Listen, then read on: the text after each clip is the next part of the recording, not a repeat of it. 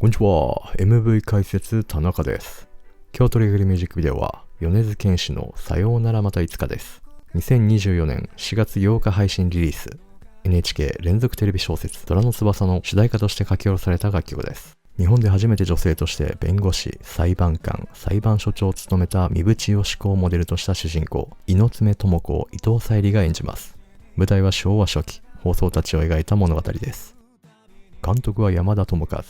ショートフィルムやドラマ、ミュージックビデオに加え、CM や広告も多数手掛ける山田監督。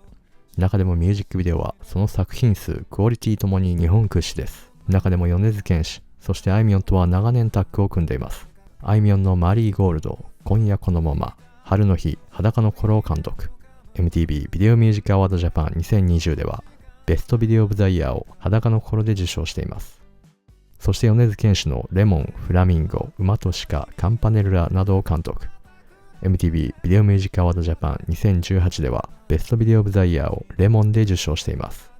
そして本ミュージックビデオ、さようならまたいつか、ミュージックビデオ公開前日にはレトロな時計の動画が米津玄師の SNS アカウントに投稿されていました。時計の針が8時14分59秒と8時15分を往復している映像。本ミュージックビデオの公開時間や逆再生という内容を示唆する内容となっていました。本ミュージックビデオのロケ地は沖縄県浦添市にある A&W 牧港店です。ルートビアでおなじみのファストフード店。米津玄師も SNS でルートビアうまかったとコメントしています。同じく山田智和が監督した藤井風の青春シックでもロケ地として使用されています。本ミュージックビデオ最大の特徴は何といっても自由自在な時間軸で展開される緻密なプロットです。逆再生やループ構造など極めて複雑な構成を時間や音など制約条件の多いミュージックビデオとしてまとめ上げる山田智和マジックが炸裂しています。あまりに難易度の高いミュージックビデオのため、まずは現段階の解釈とした上で皆さん有識者のコメント、素敵な考察もいただければと思います。さようならまたいつかのミュージックビデオを何度も注意深く見ると単純な逆再生やループ構造ではないことに気づきます。ダイナーやその周りの環境はもちろん、トイレの鏡や米津玄師の動作や表情などヒントは多いものの全体の構造や時間軸を完全に理解するのは極めて難解です。そしてジョーカーへのオマージュとも考えられる映像も垣間見えます。トッド・フィリップス監督の映画ジョーカー、そしてクリストファー・ノーラン監督のダークナイト、両作品で描かれるジョーカーと米津玄師が重なります。トラックへの乗り込み、鏡の前での自意識との会話など、本ミュージックビデオの解釈にも役立ちそうです。一度すべてのシーンの逆再生やループ構造を順行方向、かつ同じ速度に直し解釈を進めます。基本的なプロットは4つに分解され、それぞれが時間軸を行き来しています。全体としては一本につながっているため、ミュージックビデオのイントロが時間軸の最後に、ミュージックビデオラストが時間軸の最初に来ることとなり、それぞれ同じトイレの鏡の前でのシーンという構造になります。まずはプロット1、いきなりですが、プロット1は A パート、B パートに分かれており、パート自体の順番が時間に逆行した形になっています。A パートはダイナーが襲われる中、店内に入った米津玄師が椅子に座った後、トイレに入り、ひびの入った鏡の前でエンドです。ダイナーが大変なことになっているにもかかわらず、我関せずな米津玄師。そしてラストは割れた鏡の前でエンド、楽曲のイントロとなります。次がプロット1の B パート。ひびの入った鏡の前の米津玄師。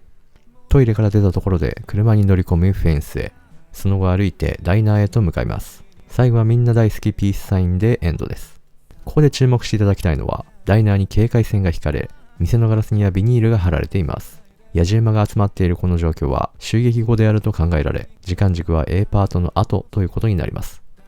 難解です。続いてプロット2。スタートは B パートと同じくひびの入った鏡の前。しかし前後の展開は異なり、世界線が分岐しています。店の外に出ると花火が上がります。しかもそこから逆再生された映像に映るトイレの鏡にはひびはありません。実はプロット2の導入部分で、ドライブスルーのスピーカーとおぼしき白い箱のボタンのようなものを押し、店内に入る米津玄師。たびたび映るこの動作。時間軸に影響を及ぼしているようにも感じますが、定かではありません。もし素敵な考察をお持ちの方がいらっしゃいましたらコメントをお願いします。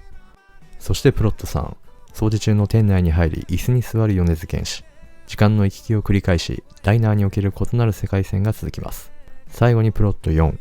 ダイナーにおける異なる世界線3つ目。トイレから出てきた米津玄師が花火をバックに歌い、営業中の店内へ入っていくプロットです。ミュージックビデオ上はラストにあたる綺麗な鏡の前でウィンクするシーンが実はこの時間軸全体におけるスタートという美しい構造になっています。こうして分解してみると、やはり単純な逆再生やループ構造ではないことがわかります。複数のプロットが時間を行き来しており、異なる世界線を滑らかに移動していきます。そしてここで改めて感じるジョーカーへのオマージュです。非日常を描いたプロット1、2、3、4は全て妄想なのではないでしょうか。荒れた店内でも我関せずな態度や割れた鏡、花火などの演出も納得がいきます。同じことの繰り返しと感じる日常の中でも常に異なる選択肢は用意されており、強い意志を持った選択こそが非連続で不可逆な世界線を選ぶことができるということを教えてくれている気がします。そしてその選択肢を今こそ取ってみろというある種挑発的なメッセージにも取れます。また今あるこの世界は数ある世界線から選ばれたたった一つであるということ。そして100年後の世界とはこれからの無数の選択肢の上に作り上げる未来であるということというふうにも解釈でき、これは NHK 連続テレビ小説虎に翼で描かれる智子の物語とも重なります。さらに考察を深めようと思いますが、極めて複雑な構造でありながらミュージックビデオとして楽曲表現に落とし込んだ山田監督には脱帽です。米津玄師の楽曲のパワーに山田智和の構想力と撮影技術が融合したまさに虎に翼としか言いようがありません。以上 MV 解説田中でした。最後までご視聴いただきありがとうございます。高評価、チャンネル登録、コメントいただけると嬉しいです。それでは。